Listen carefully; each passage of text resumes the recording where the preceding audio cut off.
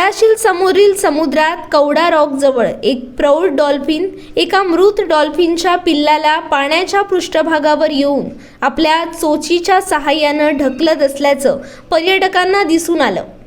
प्रथमदर्शनी डॉल्फिन एकमेकांवर हल्ला करतायत असं वाटत होतं, पण जवळ जाऊन पाहिलं असता एक प्रौढ डॉल्फिन एका मृत डॉल्फिनला पाण्याच्या पृष्ठभागावर ढकलत असल्याचं स्पष्ट झालं. हा नेमका काय प्रकार आहे याविषयीची शास्त्रोक्त माहिती जाणून घेण्याचा प्रयत्न केला असता समुद्री जीव अभ्यासक मिहिर सुळे यांनी काय सांगितलंय ते पहा. हाय, माझं नाव मिहिर सुळे. मी सागरी सस्तन प्राणी म्हणजे डॉल्फिन्स, व्हेल्स ह्याच्यावर 2011 पासून रिसर्च करतोय. माझं बरंचसं काम सिंधुदुर्गच्या किनारपट्टीवर झालंय. तर आता रिसेंटली तळाशीलवरनं पर्यटकांनी एक व्हिडिओ टाकलाय जिकडे एक डॉल्फिन दुसऱ्या मेलेल्या डॉल्फिनला ढकलतोय. तर हा व्हिडिओ नक्की काय आहे, ह्याच्यात काय होत आहे ह्याचं मी छोटंसं एक्सप्लेनेशन देणार आहे. तर ह्याच्यात आपण बघतोय की एक मोठा डॉल्फिन म्हणजे ऍडल्ट डॉल्फिन एका लहानशा पिल्लाला जे मेलंय ढकलतोय. तर हे काय करत असेल असं एक आपण गेस करतोय की आम्ही हे बिहेवियर आधीही पाहिलंय. आम्ही 2020 मध्ये एक रिसर्च पेपर केला होता. तर माझ्या टीम आणि मी 2 वेळा हे असं बिहेवियर पाहिलं जिकडे एखादं पिल्लू मेलंय आणि त्याच्या कळपातले जे बाकी मेंबर्स आहेत ते त्या मेलेल्या पिल्लाला आयदर ढकलतायत किंवा खेचतायत. आणि अशा इन्स्टन्स मध्ये एकदा आम्हाला ते पिल्लू वर घेऊन त्याचं पोस्टमॉर्टमही करता आलं. तर ह्याच्यातनं असं कळलं की ते जे पिल्लू होतं त्या केसमधलं त्याच्या लंग्सला बरीच इजा झाली होती. आणि नुसती इजा झाली नव्हती की एवढी इजा झाली होती की ते लंग त्याला वापरता येत नसेल.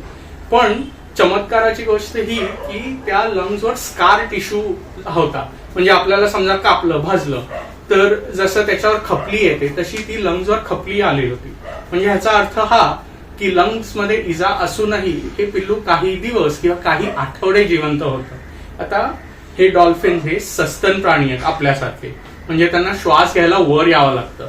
सो हा डॉल्फिन एवढी इजा असूनही पिल्लू इतके आठवडे जिवंत होतं का, तर त्याचे जे कळपातले बाकी प्राणी होते त्यांनी त्याला सारखं वर ढकलत होते. म्हणजे दर 2, 3, 5 मिनिटांनी एखादा प्राणी येऊन त्याला वर करत होता. असं आमचं ह्याच्यात एक साधारण गेस आहे.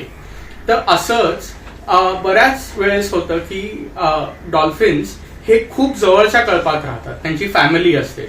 त्यामुळे जर कोणाला इजा झाली तर बाकी डॉल्फिन्स त्याची काळजी घेतात आणि पिल्लांच्या केसमध्ये अजून जास्त. तर ह्याच्यात हे पिल्लू कधी मेलं तर आयदर त्यांना ते समजत नाही किंवा त्यांना एवढं दुःख होतं की त्यांना ते सोडवत नाही. त्यामुळे ते त्या मेलेल्या देहाचीही काळजी घेत राहतात. तर ह्याला पोस्टमॉर्टम अटेंटिव्ह बिहेवियर असं म्हणतात. हे बऱ्याचशा इंटेलिजंट प्राण्यात दिसतं.